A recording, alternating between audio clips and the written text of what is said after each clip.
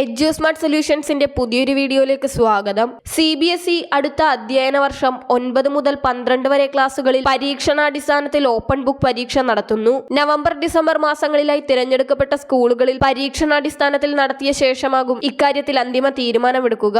എന്നാൽ 10-12 ബോർഡ് പരീക്ഷകളിൽ ഇത് നടപ്പാക്കാൻ തീരുമാനമെടുത്തിട്ടില്ലെന്നും അധികൃതർ വ്യക്തമാക്കി.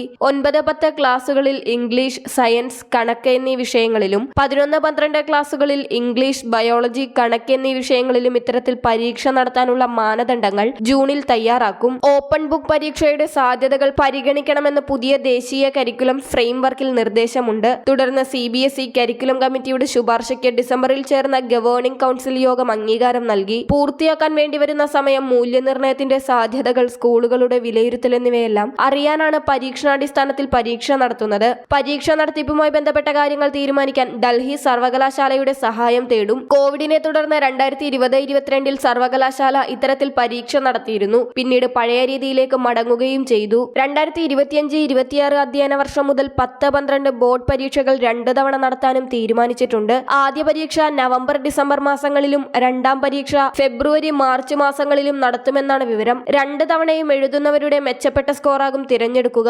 ഏതെങ്കിലും ഒരു തവണ എഴുതിയാലും മതിയാകും. ഓപ്പൺ ബുക്ക് പരീക്ഷ എന്നാൽ പുസ്തകം നോക്കി ഉത്തരം പകർത്തുകയല്ല. അത്തരത്തിൽ നേരിട്ടുള്ള ചോദ്യങ്ങളായിരിക്കില്ല ചോദിക്കുക. പാഠപുസ്തകങ്ങൾ, നോട്ടുകൾ, മറ്റ് സ്റ്റഡി മെറ്റീരിയലുകൾ എന്നിവ റെഫർ ചെയ്യാനായി പരീക്ഷാ ഹാളിൽ അനുവദിക്കും. ഇതിലെ വിവരങ്ങൾ വെച്ച് വിശകലനം ചെയ്ത് ഉത്തരം സ്വയം കണ്ടെത്തേണ്ടി വരും. പഠിച്ച കാര്യങ്ങൾ എത്രത്തോളം മനസ്സിലായെന്ന് പരിശോധിക്കുന്ന രീതിയാണിത്. ഇത്തരം പരീക്ഷകളിൽ കാണാപ്പാഠം കൊണ്ട് കാര്യമില്ല. ഒരേ ചോദ്യത്തിന് ഓരോ വിദ്യാർത്ഥിക്കും വ്യത്യസ്തമായ രീതിയിൽ ഉത്തരം അവതരിപ്പിക്കാം.